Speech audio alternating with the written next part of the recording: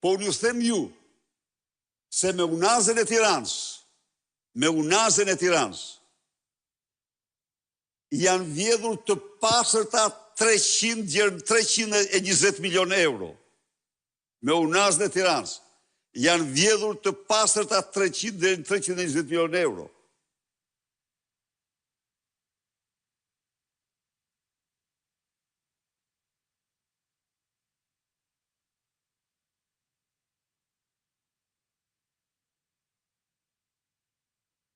Me aeroport në Vlorës,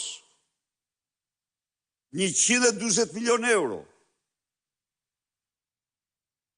I njëjti grup, e njëjta band.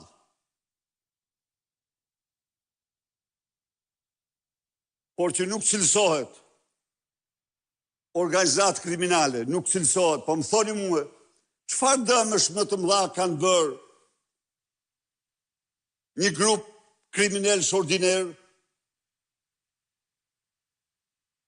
Cili për e tyre ka kryu kaq dëme kolosale në buxhetin e qytetarëve shqiptar më shumë se këta? Çfarë duhet të ketë? Çfarë kushtet duhet të plotësojnë këta? Që prokuroria t'i shpallë organizat kriminale, përveç faktit se janë zyrtarë dhe nuk do t'i quajë të tillë? Ndaj dhe ata hidhen. Ndaj dhe kanë ndryshuar mediat e tyre si lukuni, me akuza monstruoze, me akuza të turpshme.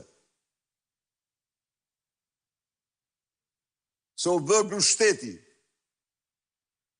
se po përmbyset kushtetuta, se po përmbyset rendi kushtetut dhe një kohë kur ajo që është e pafalshme, e papranueshme, është sepse nuk janë kualifikuar si grupi strukturuar kriminal apo organizat kriminale.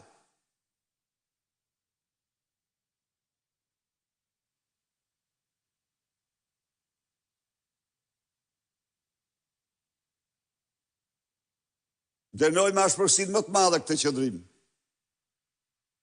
Kërkojmë me urgjencë rivlerësimin, rikualifikimin e veprës tyre.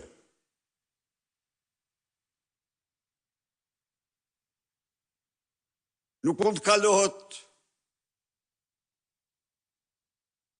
nga një vjedhje madhe një vjedhje tjetër të madhe. U zhdukën 400 milion euro të insineratorëve. Tani janë me qindra milion tjera dhe përsëri s'kemi grup të strukturuar kriminal. Nuk kemi organizat kriminale në një kohë kur Edi Rama kryeson një organizat të vërtet kriminale që është qeveria e tij. Faleminderit.